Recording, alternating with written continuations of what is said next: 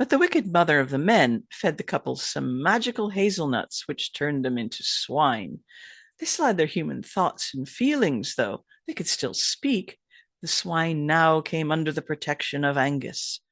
As some of my patrons know, I've been fascinated by certain stories of swine from Ireland and Wales, which have a set of things in common and which often involve figures who are reflexes of Mabon ap Modron.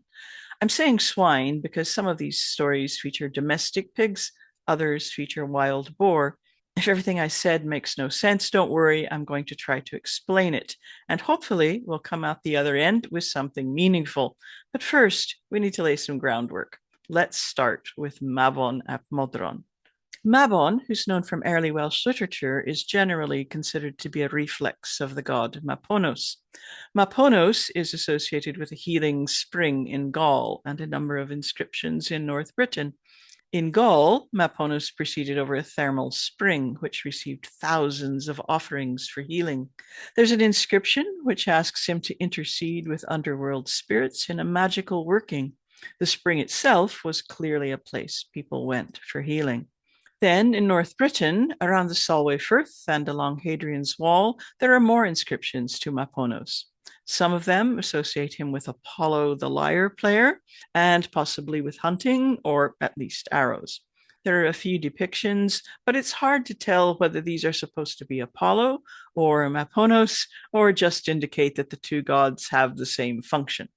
In the same area, there are place names with Mabon in them, although what would be Mabon in Welsh has been worn down to Mabon by many centuries of usage in the Scots language, giving us the town of Lochmaben and the Clachmaben stone. Most of what I've mentioned here is in or close to the former territory of a tribe called the Selgavai, which means the hunters. That might be an important piece of the puzzle. Both of these names, Mabon and Maponos, mean divine son. Mabon has a mother in Welsh stories called Modron, which means divine mother. And that name is cognate with the Gaulish goddess Matrona, goddess of the river Marne, although there's no clear association between Matrona and Maponos in Gaul. If you want deeper information about Maponos and other things I'll only have time to mention briefly in this video, I'll put a bunch of links and references together, which are available on Patreon. These are links to primary sources, to my own work, and to articles and videos by others as well. I also teach a 6-week class about all this every year around September. It's very affordable, so don't be afraid to have a look. Let's set the Gaulish deities aside now and think about Mabon ap Modron, Mabon, son of Modron. He appears in the Welsh tale of Culhwch and Olwen, where his story is this. Mabon was stolen from his mother Modron when he was 3 nights old, and no one knows where he is. It seems that he's been missing for a long, long time, and it's only by questioning the oldest animals in Wales that Mabon is finally located, thanks to the knowledge of an ancient salmon. Mabon is found in an underground dungeon in the bowels of Gloucester Castle on the shores of the River Severn. But rescuing Mabon isn't the centerpiece of the story. It's just a means to an end. The reason Culhwch's helpers are searching for Mabon is because he's the only huntsman able to control a mighty hound called Dridwin, a dog needed to hunt a fearsome magical boar called the Turk Truth. The Turk Truth was a malevolent giant of a boar who had formerly been a human king, turned into a boar by God for his sins. Hunting the Turk Truth is actually the centerpiece of the story, and Mabon plays an important part in the hunting of the supernatural boar at the point where he's temporarily captured. This episode takes place near the mouth of the Severn, where the River Wye empties into it, and close to the pool in the river where the wise salmon dwelt. It's also the last time we hear anything about Mabon in the story. He seems to have come full circle. This isn't the time to tell you the whole story of the boar hunt, even though it's a good one. There will be plenty of links to read it or hear it told on that sheet for patrons. Mabon has a few reflexes in Welsh literature. Figures who may really be Mabon with a different name and sort of understood from a different angle, or perhaps belonging to a different historical period or a different tradition. The only one we need to talk about right now is Pryderi. He's the son of Rhiannon and features prominently in her stories in the first and third branches. In the first branch, Pryderi is stolen on the night of his birth and appears mysteriously at the home of Ternon, who raises him before realizing who the boy is and returning him to his mother. So we can see a parallel there of divine sons stolen in infancy.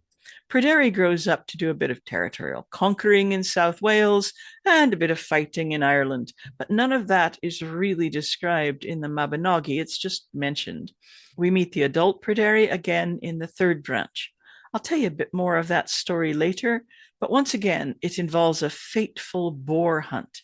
Then, in the fourth branch, Pryderi receives some otherworldly pigs, which ultimately leads to his death.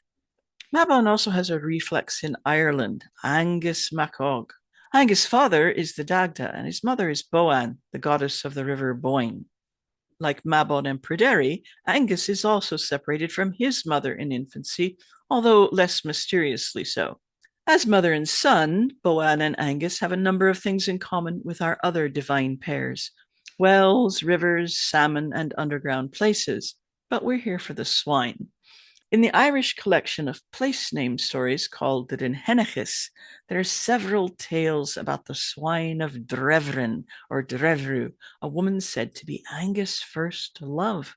This version about Duashelga is probably the most complete, although the different stories are a bit like pieces in a jigsaw.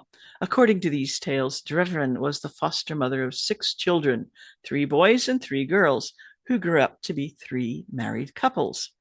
But the wicked mother of the men fed the couples some magical hazelnuts, which turned them into swine. They still had their human thoughts and feelings, though. They could still speak.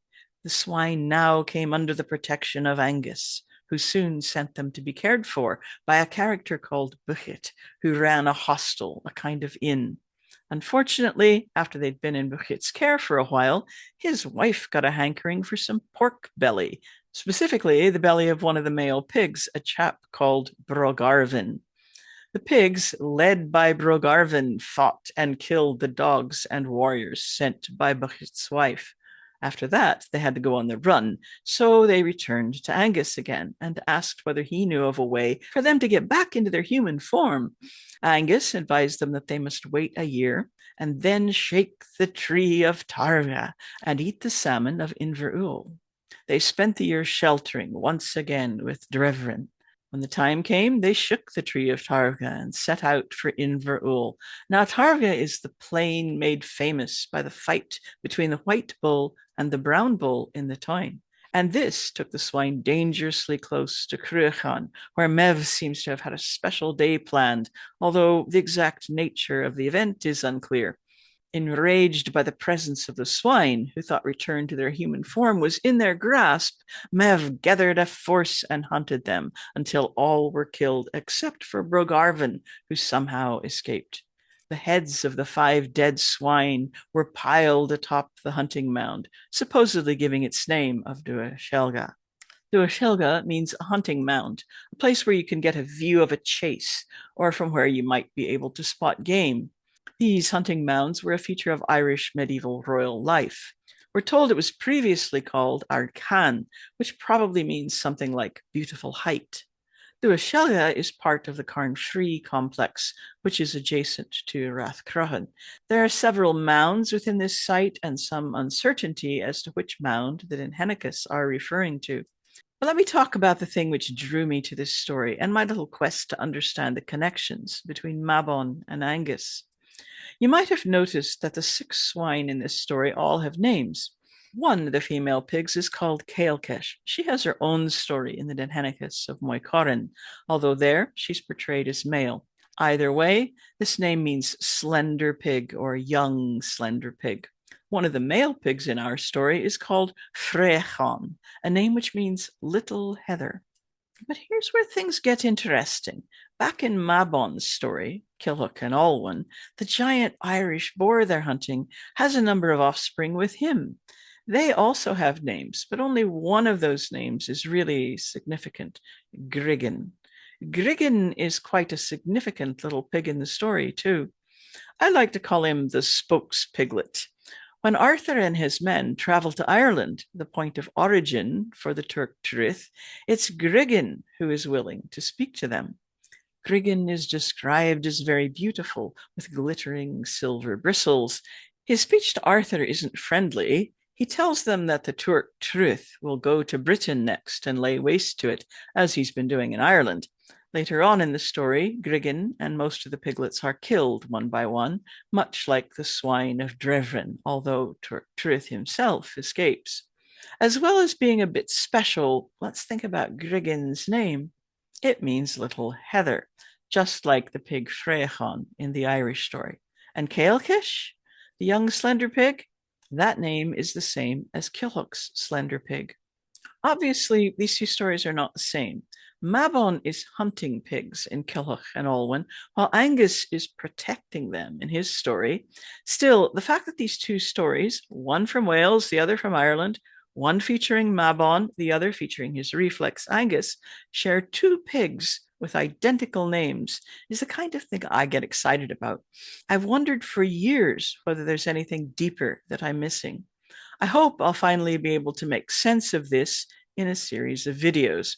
So this video is the first in a series of 3 I'll be sharing over the coming weeks as we dive deeper into this topic. I hope you'll come along with me. And if you'd like to read some of the texts and scholarly articles I used in my research, don't forget the information sheet on Patreon. But we're not quite done yet. There are a few more intriguing links in this story I'd like you to think about. Until next time. The first is Drevrin or Drevru. Who is she? The Denhenicus tell us that she's Achifethelic's daughter. You know who else is Achifethelic's daughter? Merv. They're sisters. The other thing which I couldn't help thinking about is the name Heather. So some of you will know the stories about Freach, who falls in love with Mev's daughter. Freach is the son of Mevin. Is he important in all this? And what about that inscription at the Cave of the Cats? Another interesting part of the Rathcrohan complex. The inscription, which is in a very early form of Irish, written in Ogham, says Freach, son of Mev. Of course, in the story, Freach isn't Mev's son at all, although he is her son-in-law for a little while. And there's a bit of a connection between our story and the Cave of the Cats, too. A very similar set of swine are mentioned, which issue from the cave. These swine have the strange property that they are impossible to count. They're also hunted by Mev across the plain of Freach. Next time, we'll be looking at Freach's story to see what that connection could be.